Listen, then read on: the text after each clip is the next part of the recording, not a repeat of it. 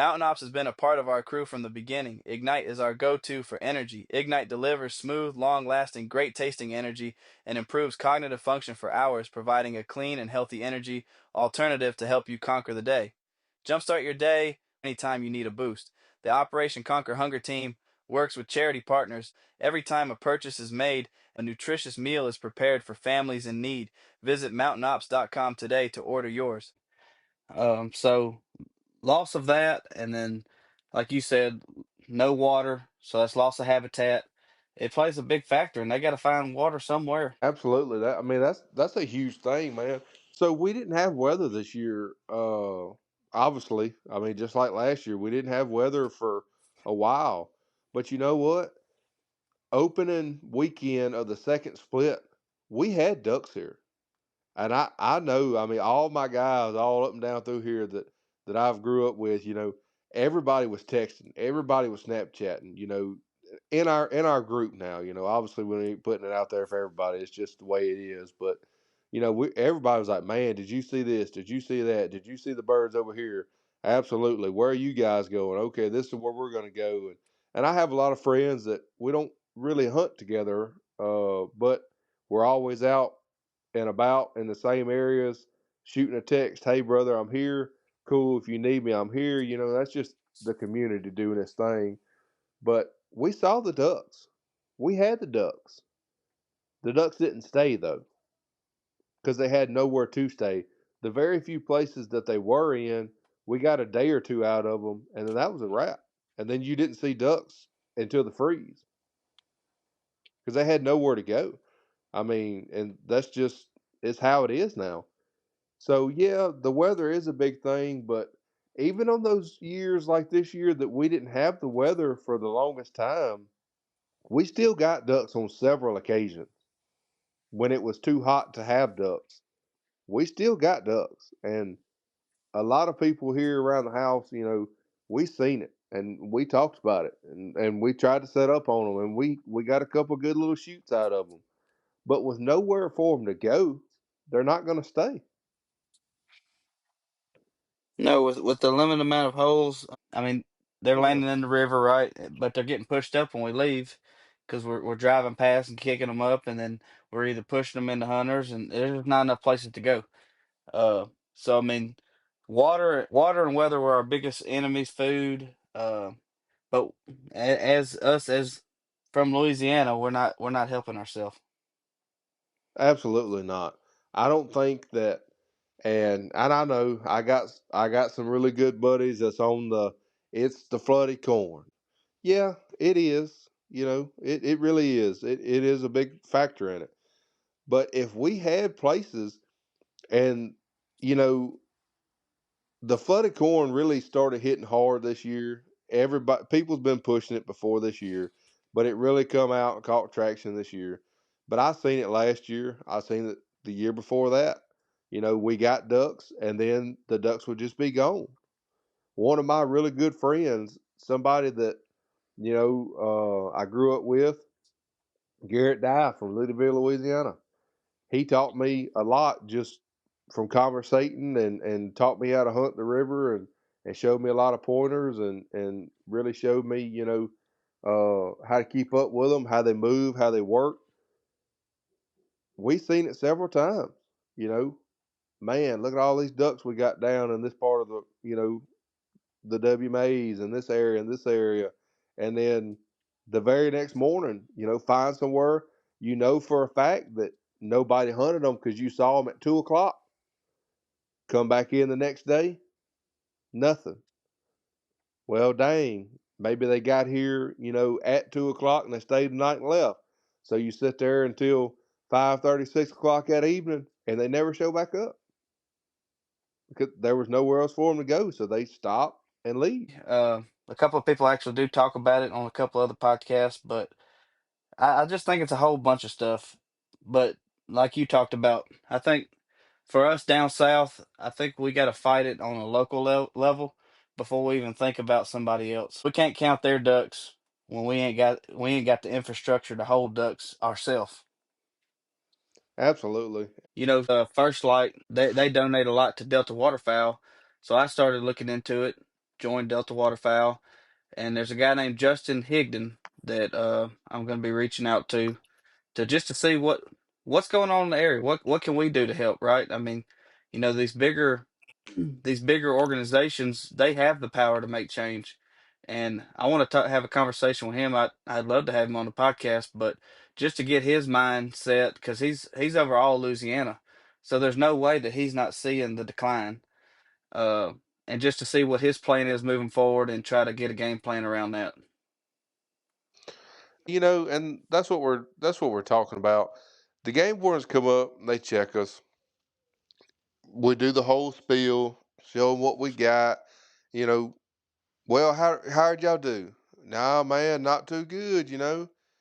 They know Johnny down the way, just same thing.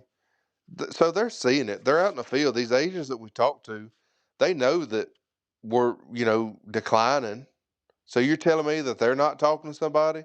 They don't mention it when they go back to the headquarters, from a few years ago. And I know some of them personally.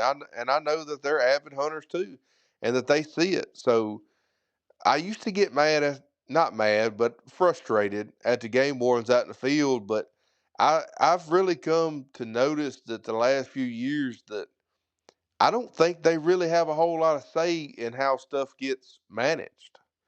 Maybe I'm wrong. That is my opinion on that. But either one, they don't have the say, or two, they're just not doing anything about it if they do have the say in trying to fix some of these areas. Because, like I said, I've asked several of them, why is this area not taken care of? I mean, we have two sanctuaries here that hasn't had water in 5 years, Taylor. A sanctuary. I guess it's just a sanctuary for the deer, I guess. The grass is 8 foot tall in them places. Used to be sheet water, far as the eye could see. You couldn't put another bird in it.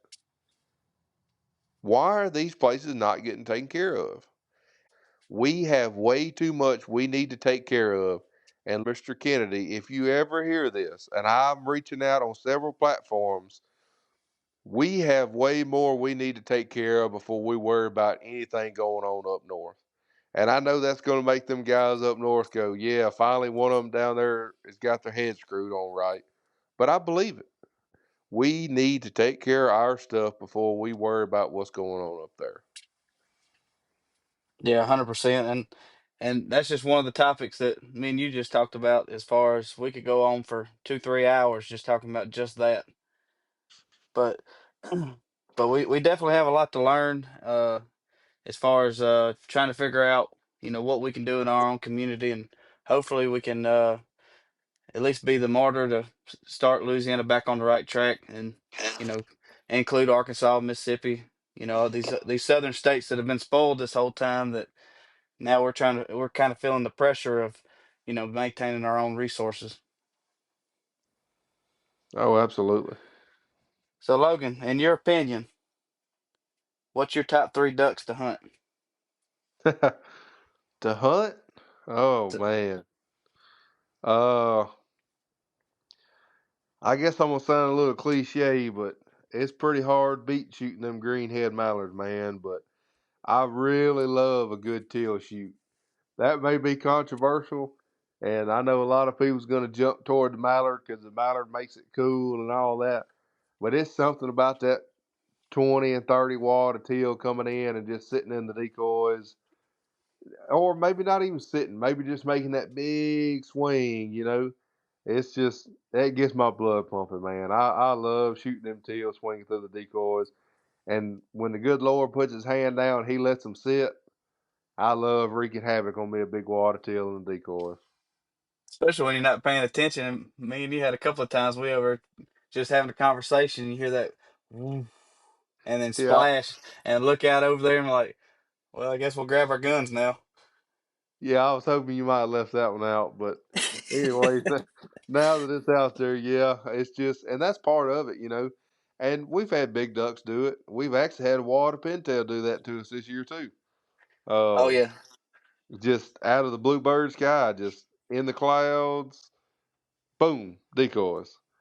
But yeah, man, I love shooting mallards. It's something, especially when you get that lead hen up there and she's just talking mid-air. You know she's gonna do it. That's great. But to me, it's hard to beat a teal shoot. I just love it. So what's your number three? If you got teal, mallard, and what? Man, I really love pintail, but if I got to be honest with you, it's really something about finally tricking them weary gadwall.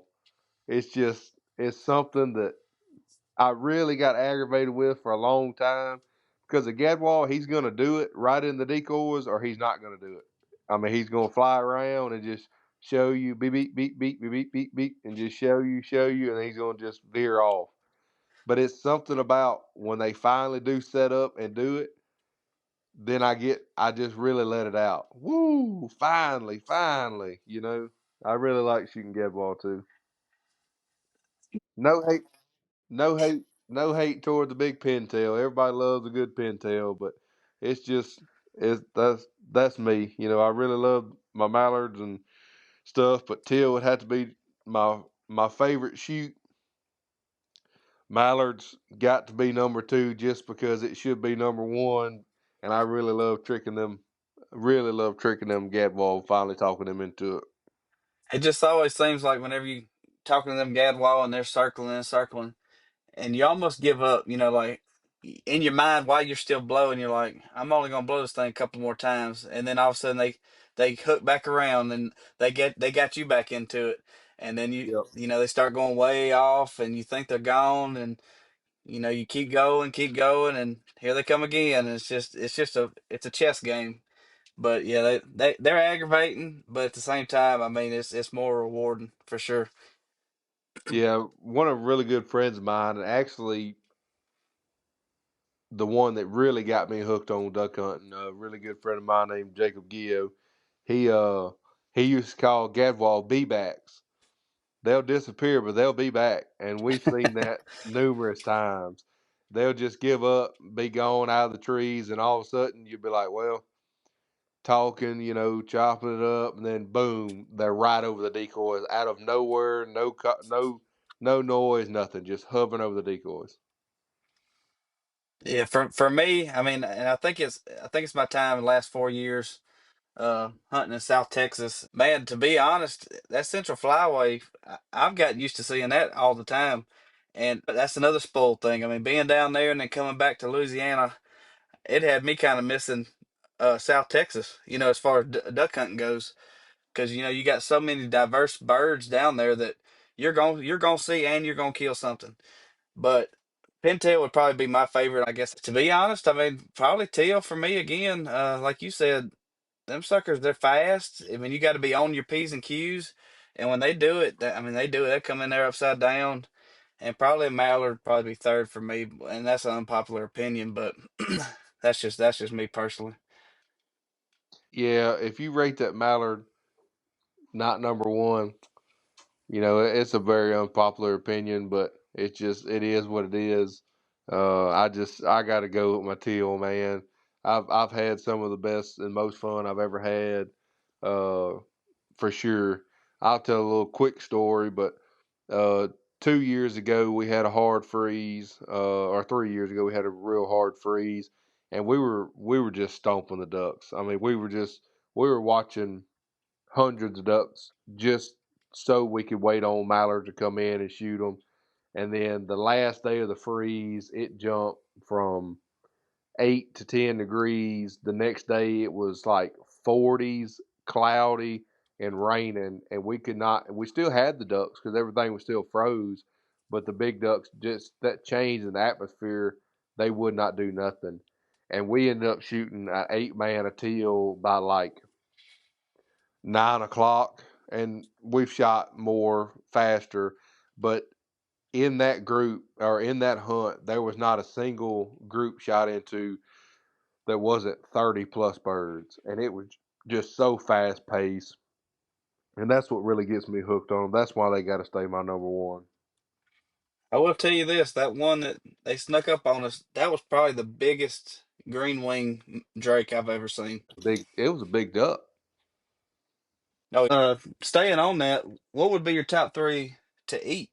Because that just because you like killing them doesn't always mean they're the best. I mean, now for me, I mean teal is it's 1 and 2 with wood duck, and that's just my opinion. And a lot of people probably are going to agree with that.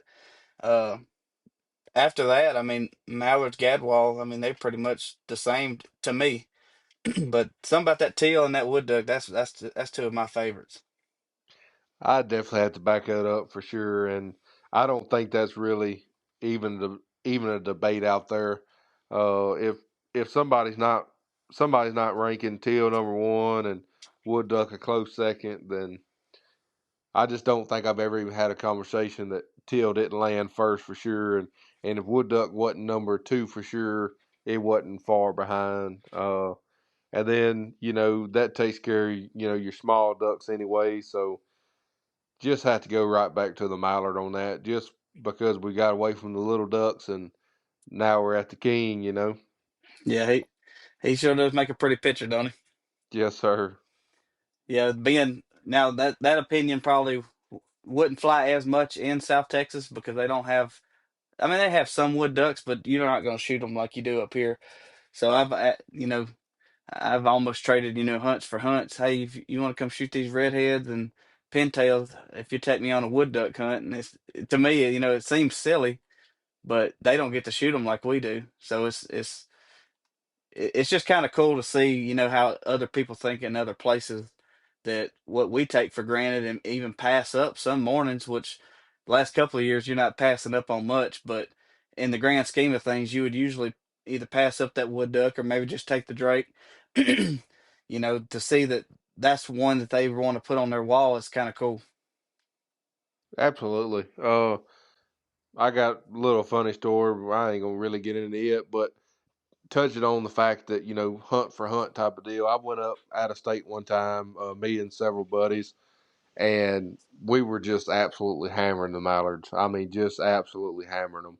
It was 6, 7 limits a day, just eating breakfast, boatloads in the gas station parking lot of mallards, running to a couple locals, and we had mallards at our feet. We were laying in the grass, had mallards at our feet, 10, 15 yards, just droves of them all morning for 6 or 7 days in a row.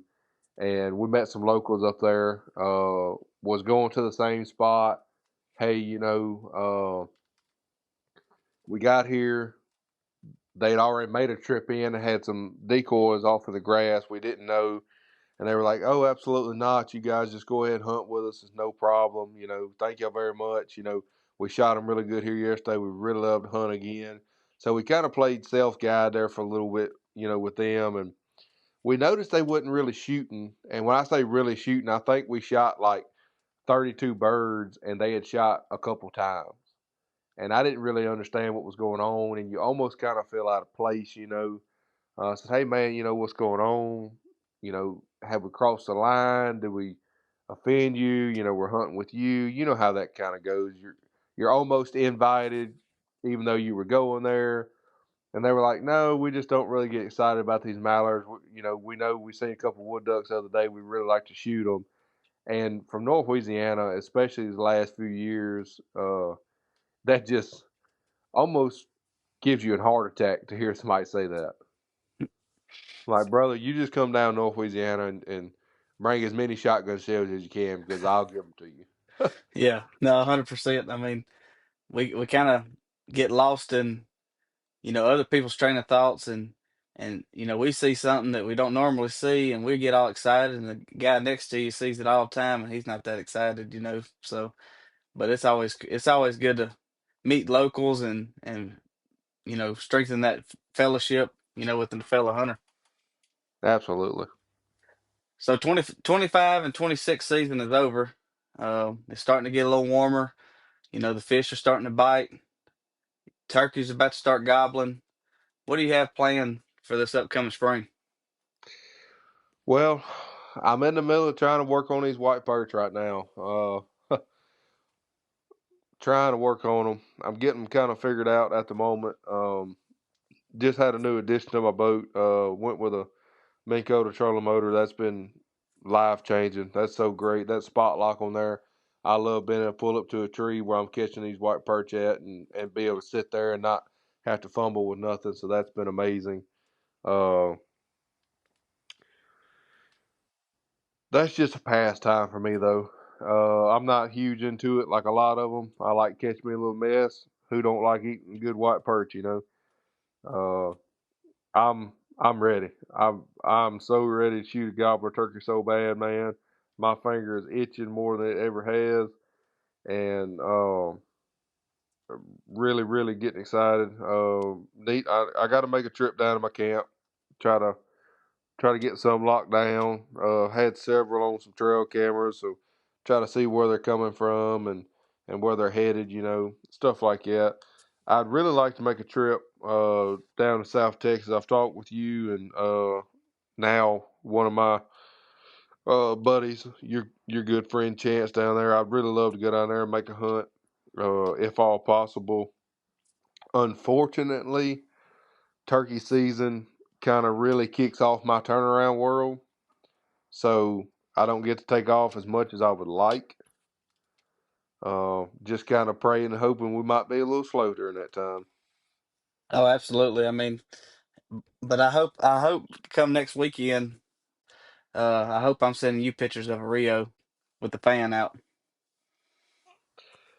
Well, I hope you got bad cell service because I'm pretty much going to be right in the middle of a turnaround.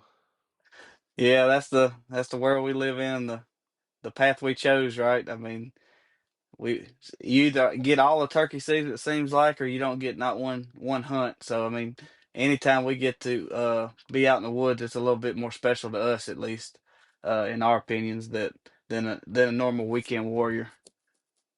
Oh, absolutely. It's no doubt about it. And it's kind of funny that it falls out like that because I don't have anything that I do. I'm a big Opelousas catfish guy. I love catching them Opelousas catfish. I get to run them a bunch. Duck hunting, everything falls out perfect for me. I get to duck hunt a bunch. Deer season falls out in that time, so I get to deer hunt and do some squirrel hunting. But turkey season, it's true, you know, for me anyway, for sure. It just seems that it just falls out whether I don't get to go or I get to hunt every single day.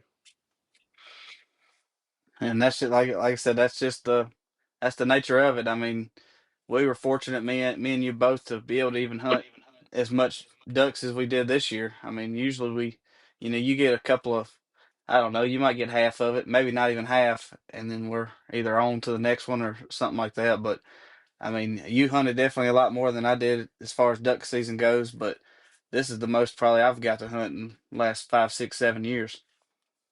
Yeah, we didn't do good on our. I say we didn't do good. We had a great time. We had, you know, it was four really good friends. I got to meet Chance. I've heard you talk about him a couple of times, and I made a buddy out of him for sure. So I really appreciate you for that. You know, introduced me to some new people.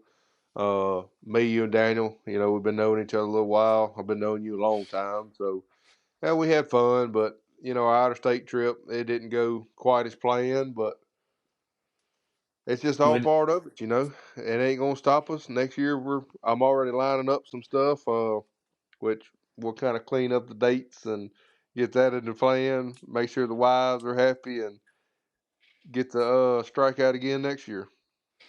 oh yeah, no, I can't wait. Like I said, but as soon as that last hunt or gobbler hits the ground, it's gonna be right back at duck season. So Yeah, I just can't wait. doing anything to kill the time in between.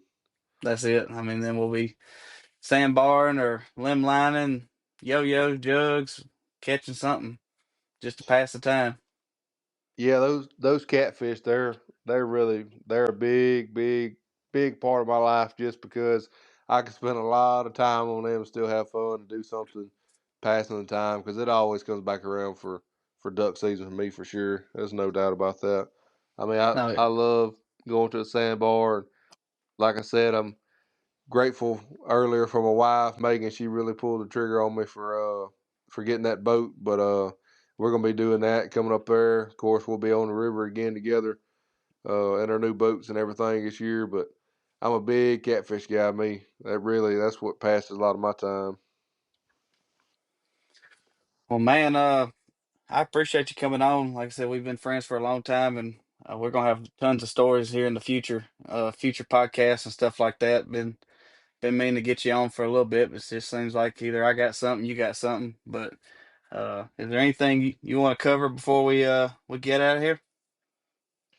Yeah, I think me and you talked about, and I think it's really the biggest thing earlier before we got on.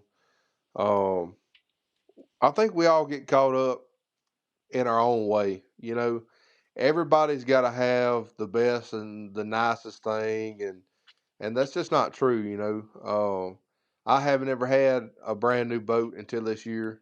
I'm grateful to have it. I've worked my butt off. You know, for sure. Like I said again, I'm gonna give praise to my wife. She's the one that paid for it. She's still paying for it. She pays a note on it every month for me. So I really appreciate that. But we get caught up in I gotta have this, I gotta have that. This person's got this. Oh, Taylor got this, so I gotta have that, you know. And that's just not the case. Just get out and enjoy something, you know. It's not, oh, Reaper's better than this, Havoc's better than this, Pro Drive does this better. They all do something different. They're all tailored for something, you know. Just get whatever it is that makes you happy, man.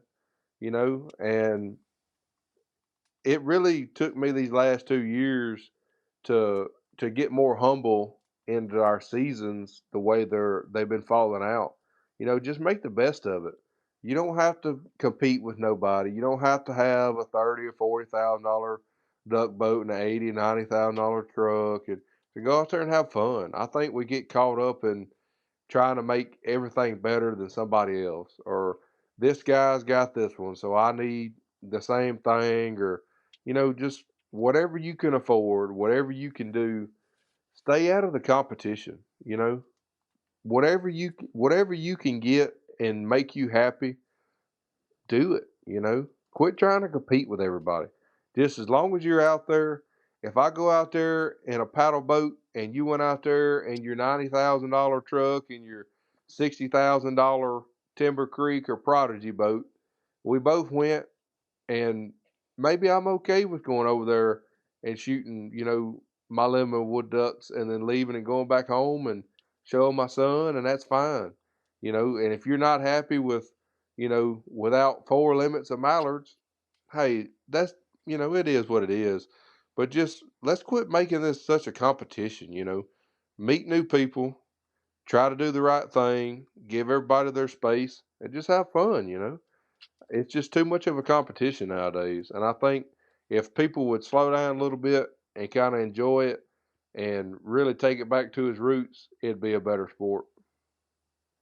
100%. I mean, uh, that river trip you was talking about for people to listen, Reaper Fest. We went to Reaper Fest last year, and we have Havocs. We saw GatorTails there. We saw Reapers. We saw Pro Drives. We saw houseboats. We saw pontoon boats. We saw what ski boats. Saw Jet skis, a lot of game wardens. a But lot of game wardens. a lot of game wardens, but you know, there was not one problem. There was no fights. There was no people getting into it. Say, you know, and there was some racing going on, and I really didn't see a lot of racing, but I mean, that's what it was for, right? Hey, who Yeah, wants to race? Line up. Don't matter what you got. I mean, the motor's gonna push the boat, and yes, the boat has a lot to do with it too. But I mean, a built versus a stock, that built's probably gonna win every time. Uh, uh, Little touch on something. My brother works for Reaper. He's a welder. He says he's the best welder they got. That's yet to be seen. I got Zach, owner of Reaper Boats, on the hook to come on the podcast, and just for him to come on my podcast and I own a Havoc, I mean that just speaks volumes to kind of how he is. He's a part of the community a little bit. I mean, we can all get along, right? I mean, it's the people. It's only a small group of people that is stirring all this up. But if you look at the people that are actually leading the way, you got your Tim Scotts and your Zacks and you got your Broussards down there, GatorTail. They're not talking like that. It's these other people that are trying to divide. I got the best this, best that. I mean, everybody wants to have the best, right? But you don't have to be that way. And like you said, we could all be one big happy family and have a great time like we did at Reaper Fest. And hopefully, I haven't seen a date on it yet. Hopefully, we get back down there and have another good time. Oh yeah, for sure. And you really need to. That's a big thing of what we're talking about. You really need to really look up some of these people and do your research. And see who you want to go with. See what fits you. Uh, Reaper. I've been in some of them. I like them. To an extent. It just wasn't the boat for me. You know. And that's okay. That doesn't mean that I have anything against any one of them. I have my reasons why I don't have them. That's another story. But the Havoc fell out for me. I stand behind Tim Scott. I've seen him do it. I've seen videos. I've seen boats go back over there. There was an issue with it, and he handled it and got the boat back to him. You know, now we're not talking about going and crashing into a tree and somebody hitting them on the interstate, or you know what I mean. That's insurance stuff. I'm talking about, hey, this was a flaw from us. We got it fixed. Here's your boat. But just be overall happy. Whatever you can do, whatever you can get, just be happy with it. Quit buying into, you got to have this, you got to have that. No, you don't. You just don't. Quit making all this a competition. Let's just all get out. We're outside, and the good Lord's creation is the best place I think we can be. And that's it. No, 100%. I mean, the boat I had before this Havoc was a 1998 G3, and I joked to everybody around that I love this new boat I got, but I'll never kill as many ducks as I did than I did out of that G3. I'm going to tell you right now, there will never, ever be as many ducks in that havoc outside that I've killed and simply walking in places, riding a four-wheeler in somewhere. It's just not going to happen. I mean, I love my boat. It makes it so nice getting there. It's comfortable, but those times are probably long gone. Unfortunately, hopefully I'm wrong. Maybe we'll make a comeback, but I've killed just as much with half of what I've got now. The decoys, the guns, the technology we have now. I've killed way more deer, ducks, squirrels, and turkeys with way less, brother, and I was just as happy to do it. 100%, man. Well, like I said, I appreciate you coming on, and we're definitely gonna have you on again. Um, but other than that, man, stay rugged, and I appreciate it. Thank you, brother. Turkey season is just around the corner, and First Light has you covered. First Light makes it easy to find the right gear for the right pursuit. On the menu tab, click the Pursuit tab to find your next hunting gear easily. From hot southern states to the Rocky Mountains, visit firstlight.com today.